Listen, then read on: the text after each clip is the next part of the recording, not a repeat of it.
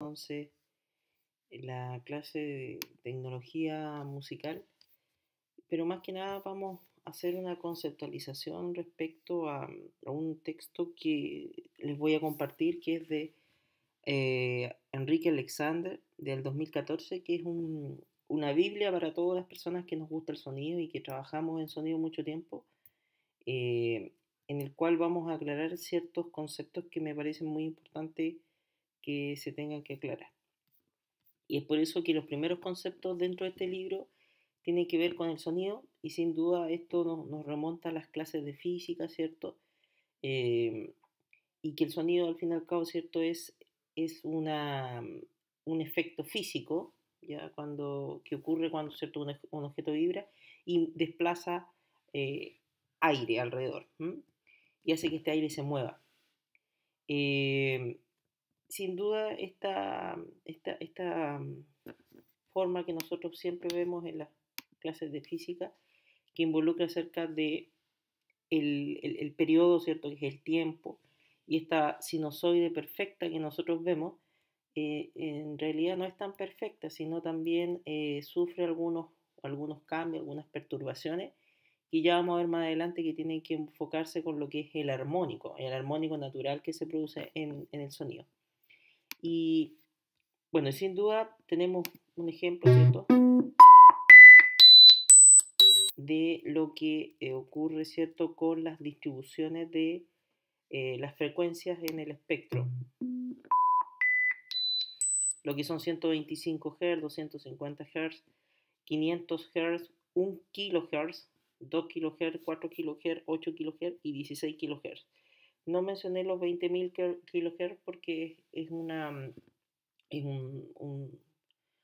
frecuencia que generalmente nosotros no estamos limitados como seres humanos y solamente llegamos a escuchar en un oído sano aproximadamente hasta los 16.000, 17.000, 18.000 Hz. Pero más allá, escuchar los 20.000 lo vamos a escuchar muy poco. Vamos entonces, sin duda, a entender en esta parte de texto que yo sin duda se los voy a enviar, pero necesito que entiendan aspectos que son muy importantes, ya aspectos que yo creo que vieron en física, pero que no está de más, ¿cierto?, recordar. La longitud de onda, ¿cierto?, que se define como la distancia entre los dos estados idénticos, es decir, donde esta sinusoide llega a la cresta y desciende hacia el valle, y también que ésta se propaga a través de un tiempo, ¿ya? Y la frecuencia, que tiene que ver netamente con la amplitud, ¿ya? La amplitud, ¿cierto?, es la cantidad de espacio, de aire que desplaza la onda, y sin duda la frecuencia es cuántas veces esto es repetitivo en el tiempo, ¿ya? Eh, Vamos a ver también lo que son los armónicos, ¿ya? Que vamos a verlos en la figura 1.2, que podemos ver la representación centro del tiempo y frecuencia, pero quiero que vean cómo nosotros podemos entender que un armónico hace que suene como tal, ¿ya? Entonces tenemos un La, que generalmente lo puede ver un diapasón, ¿ya? Ojo, hacer la salvedad de que el diapasón es un aparato, ¿cierto?, que nos da el La 440 de un estado puro, sin armónico, ¿ya? Pero cuando nosotros tocamos piano, se nos están generando, ¿cierto?, bastantes armónicos que hacen que eso suene como un piano, muy distinto al La del bajo, por ejemplo, al La de una flauta o al La tocado por una guitarra, ¿ya? Vamos también a entender lo que se usa mucho en sonido. Cuando ustedes quieren apreciar lo que es hacer pruebas acústicas para ver si es que van a generarse acoples o no, está lo que se llama el ruido blanco y el ruido rosa, ¿ya? Vamos a escuchar el ruido blanco,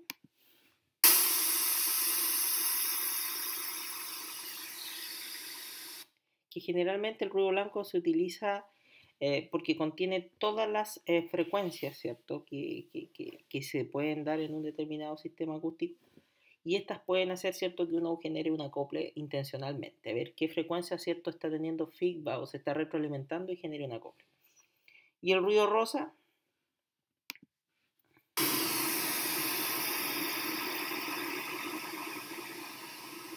que también se utiliza eh,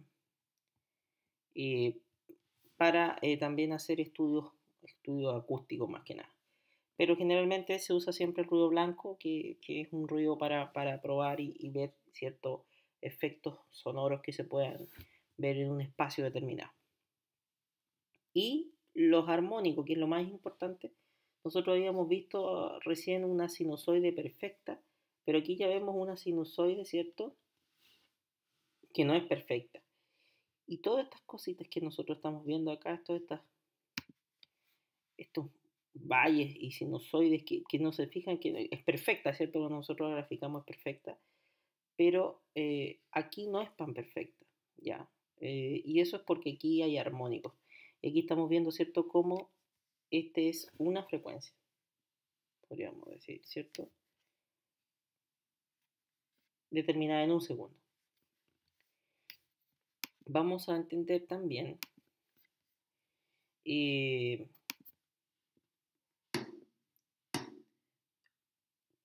el golpeteo suelto de un bombo, donde vemos el ataque, que es muy importante el ataque, que es el golpe fuerte que nos llega. Podemos ver, por ejemplo, el ataque cierto de una guitarra, que es distinto. ¿No? Si se fijan, nosotros vemos el bombo, en el bombo vemos que el ataque es muy lineal. Lo vemos en la guitarra, hay una especie de caimiento y que se da netamente porque la guitarra está generando mucho más armónico y hace que esto se distienda en el tiempo, lo que le llaman el delay natural o la reverb natural de un instrumento. Y después tenemos, por ejemplo, acá un clarinete, vamos a escuchar el clarinete, que sin duda es muy distinta, ¿cierto? Esta línea sinusoidal como habíamos visto en el bombo, que es un ataque, un golpe casi seco, en la guitarra que hay ya por la calidad de la madera, y sin duda lo que ocurre en el clarinete. Bueno, también entender que el decibel que nosotros generalmente utilizamos es una unidad de medida que mide sin duda la presión sonora. Y aquí es muy importante que ustedes como músicos entiendan lo que tiene que ver con el decibel. Tenemos una conversación, ¿cierto? Un susurro que tiene 30 decibeles, una conversación a un metro que tiene 60 decibeles, el ruido del tráfico que tiene ya 90 decibeles, y cuando generalmente ustedes van a una discoteca, a un concierto, hay 110 decibeles.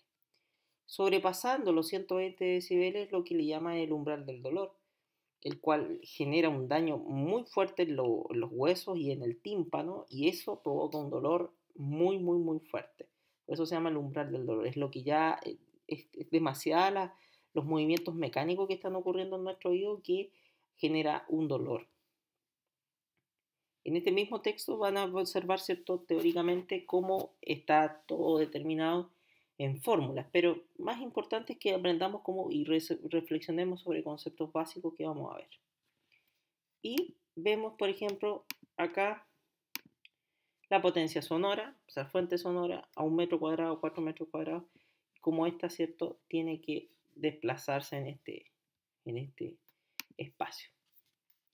Me interesa también que revisemos, ¿cierto? Lo que tiene que ver con la acústica. Y dentro de estos conceptos también está lo que es el fenómeno físico, que es la acústica. También tenemos la electroacústica, que ya mezcla cierto aspecto eléctrico, ¿ya? La psicoacústica, la acústica arquitectónica, el tratamiento digital del sonido, que es el que vamos a ver más adelante, la acústica musical y los sistemas de audio. Pero sin duda nosotros tenemos que entender que nuestra materia prima es el sonido en sí. Y al tener el sonido como una materia prima muy importante, tenemos que ver cómo opera. Y cómo opera en un espacio físico, cómo opera en la transposición al fenómeno eléctrico y cómo también esto va a ser decodificado, ¿ya? Porque hay que entender que cuando el sonido ya se hace parte de la electroacústica, es decir, cuando nosotros lo procesamos, ¿ya? a través de un método electro, un impulso eléctrico, ya eso va a ir generando una coloración distinta a lo que escuchamos. Vamos a ver también el concepto de psicoacústica eh, y vamos quizás a profundizar un poco más en los sistemas de audio. La conversión analógica a digital. Esto quiero que les quede bien claro, que hay muchos prejuicios y muchas observaciones en lo que involucra a si escuchar un disco en vinilo es lo mismo que escuchar un MP3. Bueno, ahora nos vamos a ir como rompiendo un poco estos esquemas y vamos a entender que el muestreo de una señal es la toma de muestras que vamos a tener, ¿cierto?, en un determinado tiempo. Si nosotros vemos acá, cuando nosotros grabamos algo, tenemos esta sinusoide, que no es tan perfecta, que es la señal original, que es la señal que nosotros escucharíamos. Pero sin duda, nosotros lo que vamos haciendo cuando le decimos a tantos bits, lo que queremos con estos bits es que estos bits nos den puntos de referencia. Y cuando estos puntos de referencia se unan, van a tratar de imitar la sinusoide que teníamos arriba. Si nosotros tuviéramos menos puntos, esta señal, ¿cierto?, no se vería tal cual como nosotros la veríamos. Si se fijan, ahí tenemos una señal digital, ahí están los bits, ¿cierto? La cantidad de bits que hay acá. Y a mayor cantidad de bits podemos ver que la sinusoide tiene menos. Si yo uno este punto con este con este con este y así sucesivamente, mientras más puntos de referencia tengo, más similar a la muestra real voy a generarla. Sin duda, es importante que entiendan que los bits, por eso se dicen grabemos a 16, a 32, a 64, generalmente tiene que ver con que mientras mayores puntos de referencia yo tenga, eso hace de que tengo mayor calidad. ¿Ya? Vamos a ver también la señal original, como ya lo había dicho, que muestra la línea analógica, así como se está escuchando. El muestreo, que son estos puntos de referencia que nosotros tenemos, cómo estos puntos de referencia, ¿cierto?, generan los puntos que después se van a unir cuando nosotros intentemos decodificar este sonido y nos va a quedar esta muestra, ¿ya? Es importante entender que aquí está la explicación del por qué grabar a tal y tal calidad. Vamos a escuchar a 44 kHz.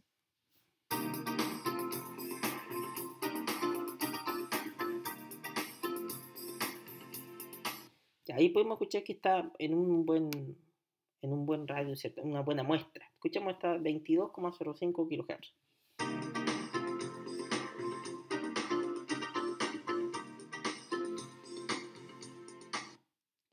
Ya nuestro oído empieza a sentir que hay una muestra, que hay algo que no está tan igual o tan idéntico. ¿Qué pasa con los 11? Que es la mitad.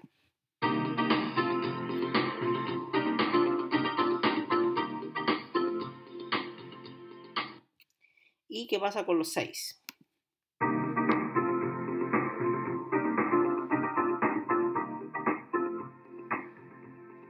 Ya notamos que hay una diferencia entre esto, donde escuchamos una preponderancia. Sin duda puedo escuchar los agudos, puedo entender dónde está el bajo, dónde está el medio, pero cuando bajo esta calidad, ¿cierto?, pierdo brillo y generalmente estoy escuchando mucha frecuencia media, baja, y pierdo, ¿cierto?, la calidad del brillo del sonido. Y bueno, y acá estaba lo que decía, en el audio original vamos a escucharlo a 16, a 8, ¿ya? Y quiero que veamos la diferencia. Audio original, 16 bits por la muestra.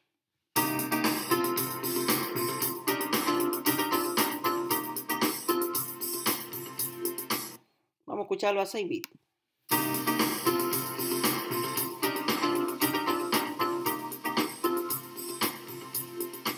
No hay mucha diferencia.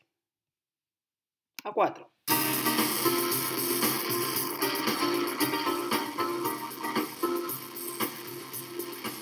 Ya de hecho escuchamos una interferencia, un ruido.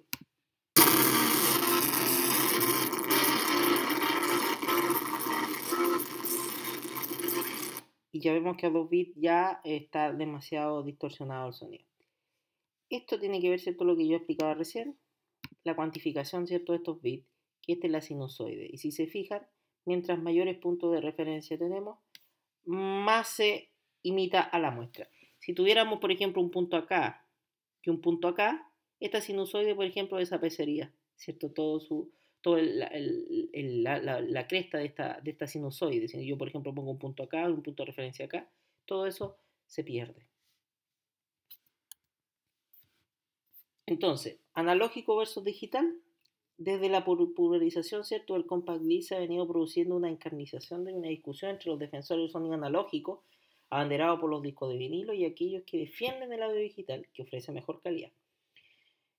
No pretendemos aquí, ¿cierto?, defender ninguna postura, ya que es un tema muchas veces que está ligado a cuestiones de costumbre y gustos, pero sí aclarar algunas ideas o malentendidos relacionados a esta discusión. Por una parte, las señales analógicas son mucho más sensibles al ruido que las digitales, y esto hace que se degraden mucho más rápidamente. Y así, por ejemplo, las agujas desgastan los surcos de los vinilos y las cintas magnéticas, ¿cierto?, que también generan que haya una pérdida. Del mismo modo, la copia de señales de audio analógicas siempre conlleva el coste, pero inevitable pérdida, que estamos sin duda puestos en que cualquier proceso de grabación va a tener una pérdida. Y con cada nueva generación tenemos una señal que parecerá menos a la señal original. Con esta señal digital es posible realizar copias exactas sin la pérdida de calidad, que es algo que nosotros hasta el día de hoy consumimos.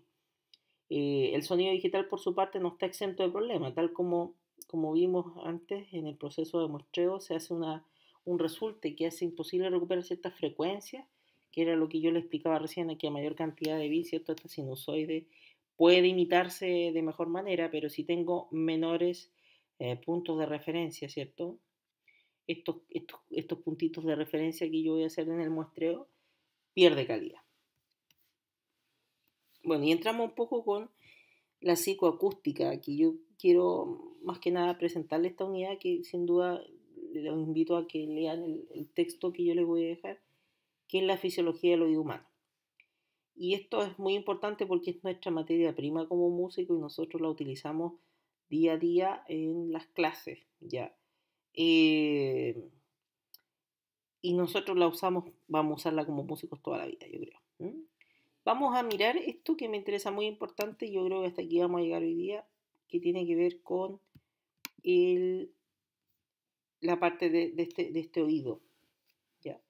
Entonces, vamos por partes. La primera parte, que aquí nosotros tenemos el oído externo, que nosotros siempre utilizamos, y ojo, con los cotonitos y todo lo que se están, a veces uno por a veces motivos empieza a hacer aquí, ¿cierto? Por rascarse, puede generar, ¿cierto?, que estos tapones de cerumen que a veces se generan de forma natural se vayan endureciendo y pueda generar bastante problema. ¿Ya? Este es el oído externo y esta es la parte más sensible y esta es la que no tiene arreglo, que es la parte del oído interno. Ahí la podemos ver. Ahí tenemos todas las estructuras de nuestro oído. Vamos a ver también esta parte que es más sensible, donde están estos huesitos que yo les decía acerca del umbral del dolor, ¿cierto? Cuando ya es demasiado el impacto que tiene en nuestro tímpano y está tratando de mover a estos huesitos que hacen que ese impulso se transforme y mueva un fluido que hay aquí. Sin duda es peligroso, y sobre todo para ustedes que trabajan con la música y con muchas otras estructuras. Y tenemos el oído interno, que esto no tiene arreglo, ¿ya? Nosotros podemos aquí tener una lesión, es lo ideal que no, pero podemos, ¿cierto?, esto sanar, incluso hasta la rotura de tímpano, que nunca vuelve a quedar igual. Ustedes, los que son músicos, percusionistas, saben de que, por ejemplo, cuando un parche se rompe, por más que nosotros tratemos de arreglar ese parche no vuelve a ser igual. Ya, está la imagen ahí para que la revisen. Y están, ¿cierto?, todas las definiciones por si quieren consultarlas, ¿ya? Y me interesa que revisemos esto que es muy importante, que es para entender lo que vamos a hacer posteriormente en las clases, que es el umbral de la audición. Y el umbral de la audición es que nosotros, los seres humanos, tenemos nuestra audición que es reducida. Aquí tenemos la cantidad, ¿cierto?, de decibeles que nosotros podemos escuchar y entender que nuestro oído necesita mayor fuerza, ¿cierto?, con frecuencias que son más bajas y menor fuerza en decibeles, ¿cierto?, en espacio, con estas frecuencias. Es por eso que nosotros hacemos una ecualización, equilibramos, ¿cierto?, que nuestro oído compensa esto para que esto que genere, ¿cierto?, una ecualización y esto quede lo más coherente a cómo nosotros escuchamos. Aquí tenemos la frecuencia, ¿cierto? Por ejemplo, aquí tenemos la frecuencia de un bajo.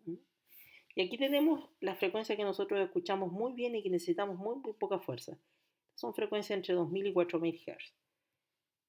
¿Y qué pasa? Que pasando los 4000, ya podríamos decir que por los 6000, 7000, necesitamos nuevamente que se impulse y necesitan más fuerza eh, en esas frecuencias. Es por eso que nuestro oído necesita, ¿cierto?, que nosotros compensemos eso, ¿ya? Compensarlo. ¿Y cómo lo compensamos? Con la ecualización, ¿ya? Que es lo que nosotros podemos observar. Y nos generamos sensaciones auditivas. Tenemos la sonoridad, el pitch, que es cuando algo suena, ¿cierto?, como que no estuviera afinado. Tenemos lo que es el timbre, que es lo que hace que suene y que yo diga, eso es un piano, no, eso es una flauta, no, eso es un oboe.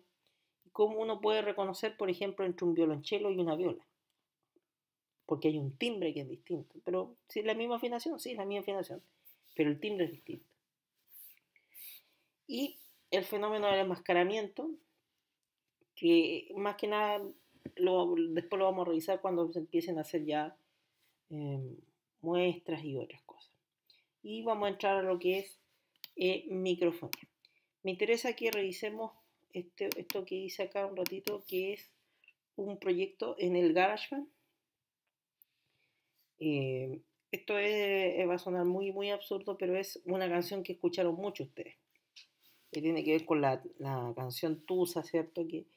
Pero yo creo que aquí miremos este experimento que yo hice bien sencillo, que involucra a que tenemos un piano, ¿cierto?, que hace un ostinato. Vamos a escuchar solo el ostinato.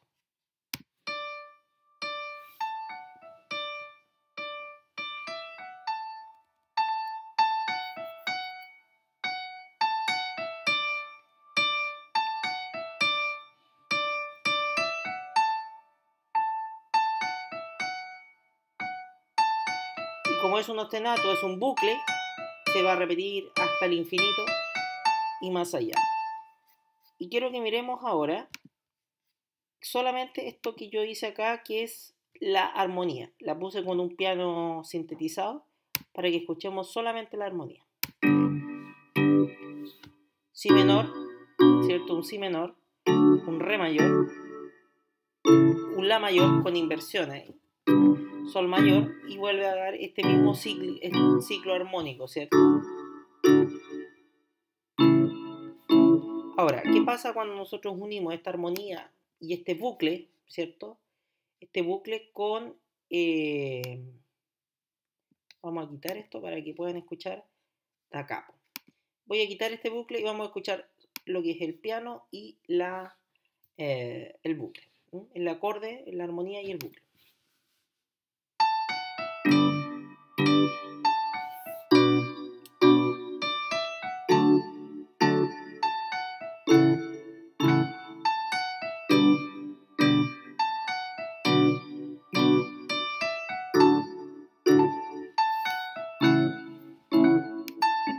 Ya, excelente. Tenemos puesto, ¿cierto?, lo que es este bucle con esta armonía. Ahora, ¿qué hice yo? Jugué un poco con la armonía y y creó un movimiento, ¿cierto? Pero antes vamos a escuchar el bajo. El bajo es muy sencillo, el bajo no tiene mayores complicaciones, vamos a escuchar qué hace el bajo. Vamos a escuchar solo el bajo.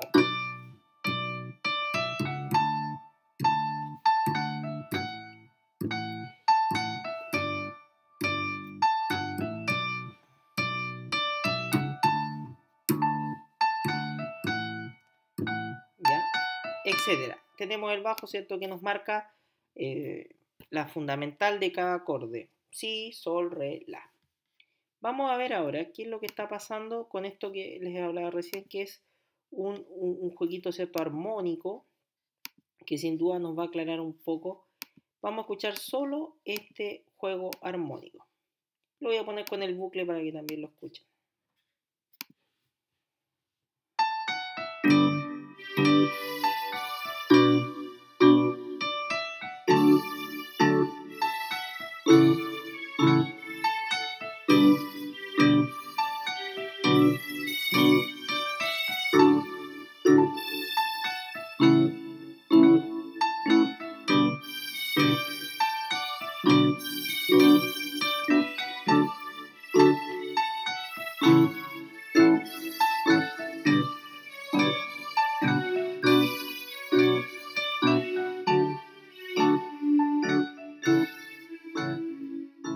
Excelente. Vamos a ver que tenemos, ¿cierto? Este bucle creado y vamos a agregué dos cosas más bueno, tres hartas cosas más.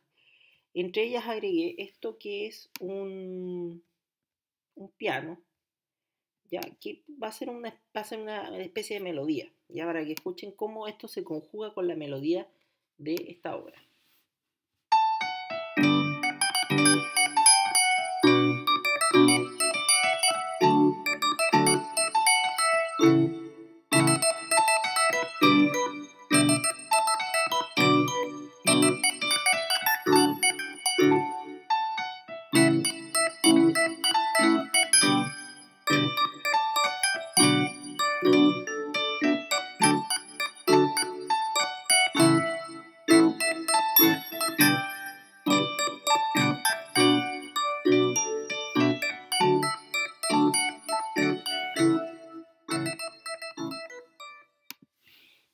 Y ahí teníamos, ¿cierto?, la melodía que la letra de esta canción. Si se fijan, también agregué un piano. Pero este piano lo vamos a escuchar solo porque es muy, muy especial este pianito. Y lo vamos a escuchar eh, sin este piano eléctrico. Vamos a escuchar la melodía y este piano. ¿Por qué? Ya lo vamos a ver.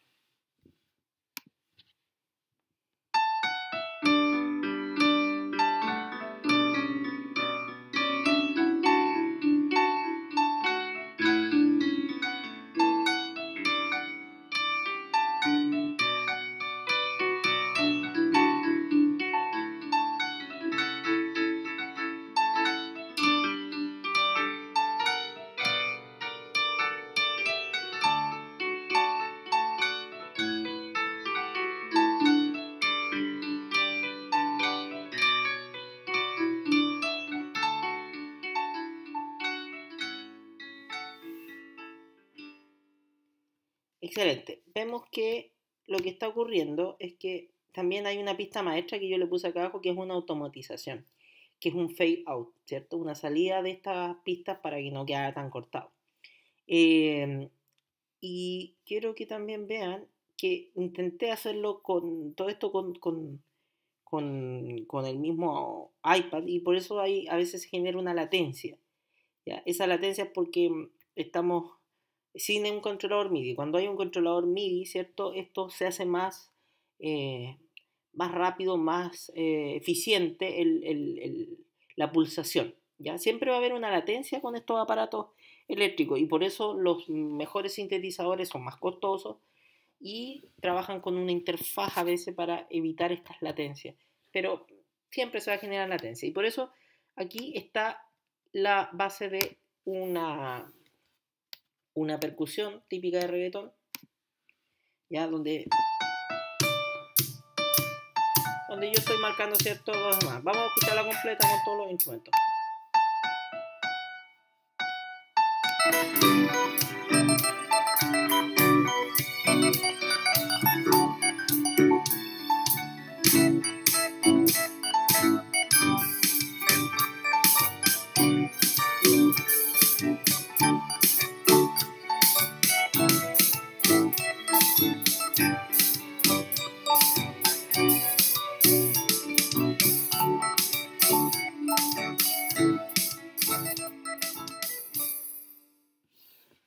Ya, ahí vemos, por ejemplo, que se generó, ¿cierto?, una automatización y todo.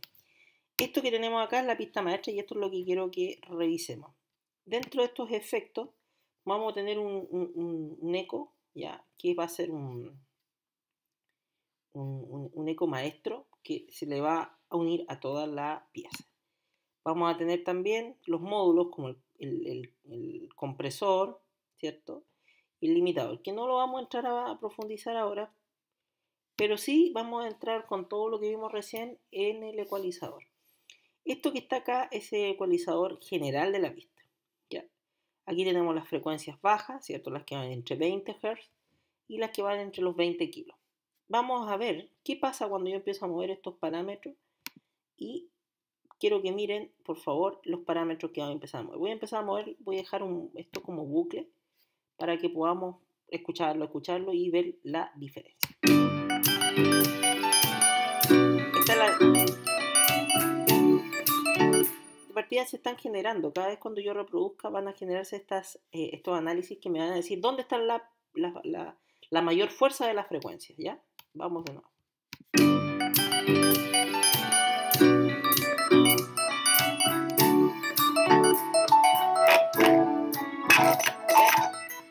Ahí generamos la saturación.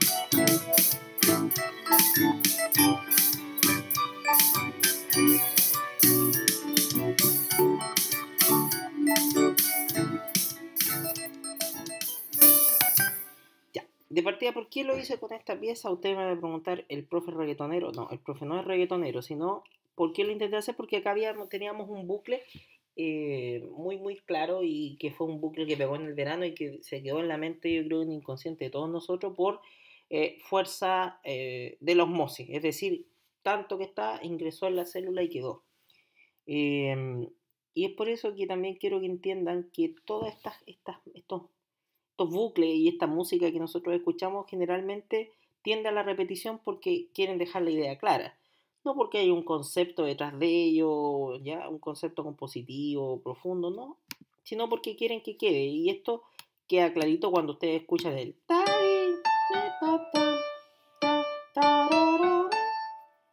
ya queda bien clarito el por qué queda esto. Este es el famoso bucle que aparte parte la canción con este bucle.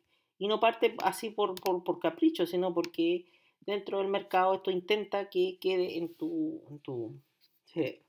Este proyecto que yo hice en un ratito, más que nada era para mostrar ¿cierto? Cómo podemos utilizar ciertas funciones que son básicas con el GarageBand.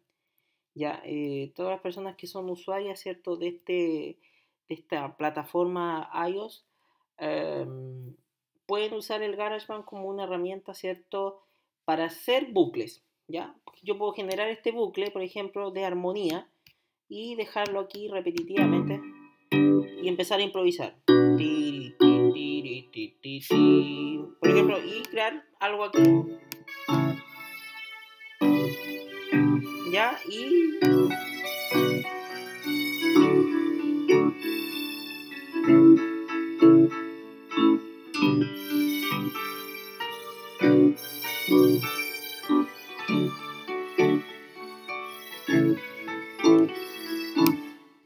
y usar este bucle e improvisar, ¿ya? Hacer una secuencia armónica, etcétera, etcétera, etcétera. Este bucle voy a tratar de ver cómo lo puedo compartir en la plataforma. Voy a tratar, porque lo puedo compartir, me parece, por AirDrop, pero voy a tratar de ver si este proyecto en sí se puede subir o compartir de alguna manera en alguna nube para que ustedes puedan jugar con esto. Ahora, el trabajo que sin duda yo los invito a hacer es que guarden, creen un bucle, una secuencia para improvisar con instrumentos que tengan.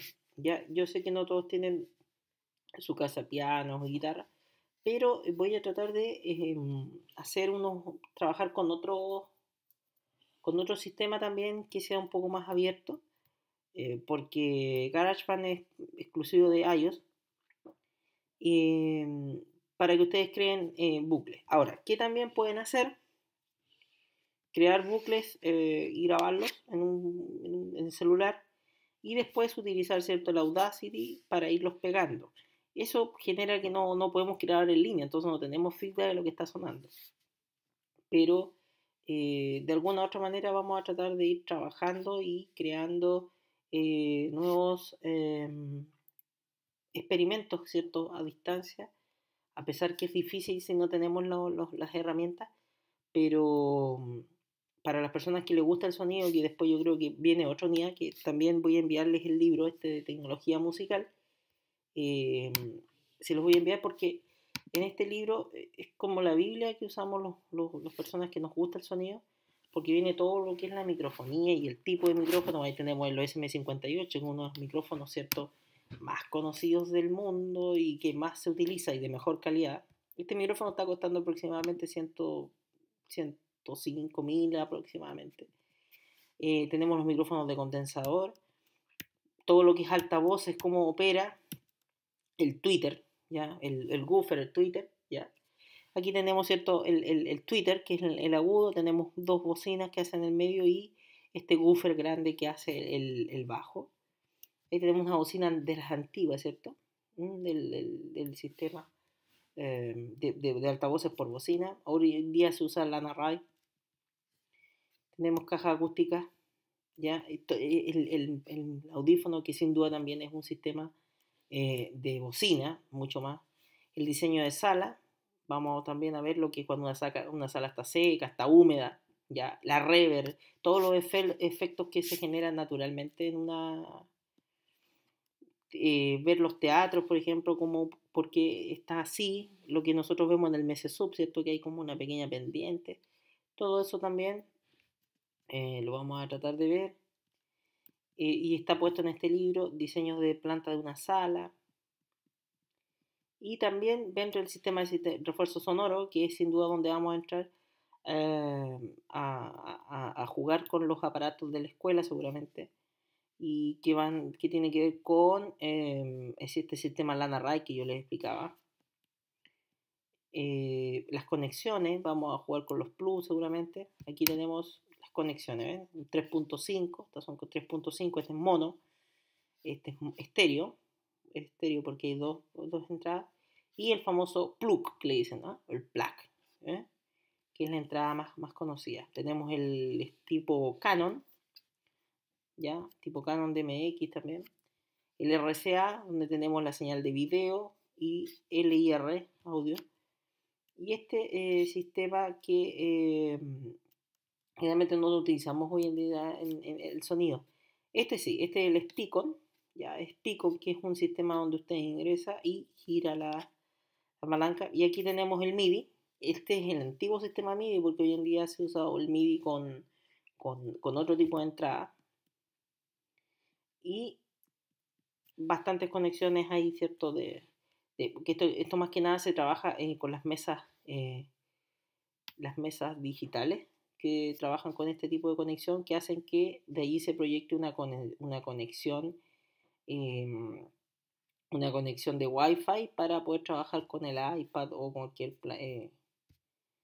y lo que es la retroalimentación acústica, el famoso acople que nosotros le llamamos. el diseño también de un refuerzo sonoro, cómo vamos a diseñar, ¿cierto? Cómo poner un parlante, cómo no ubicarlo de otra manera, la distribución en el espacio. Y también el sistema Dolby, ya que es el que nosotros, que ahí está el 5.1 y todo ello, que involucra que hay un woofer, ¿cierto? Y varios tweeters que están distribuyendo, ¿cierto? Y generar esta sensación de espacio. Monitores de escenario, ¿ya? Y el sistema in-ear, que muchos utilizan hoy en día por evitar todos los problemas. Un sistema para la reproducción de sonido, por ejemplo, acá tenemos, ¿cierto? El PC o el CD, que ya no se usa, ¿ya?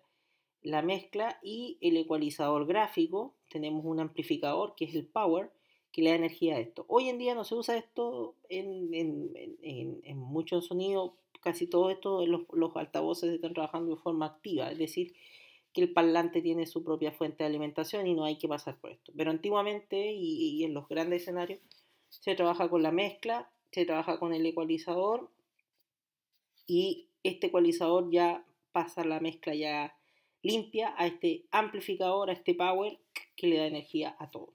Y hay otra cosa que no está señalada aquí, pero es el crossover, ¿cierto? Que limpia las vías, cosa que cuando llegue al LAN array o a cualquier otro sistema, llegue distribuido el agudo y aquí medio, y si es que hay woofer abajo, con un subbajo, un bajo.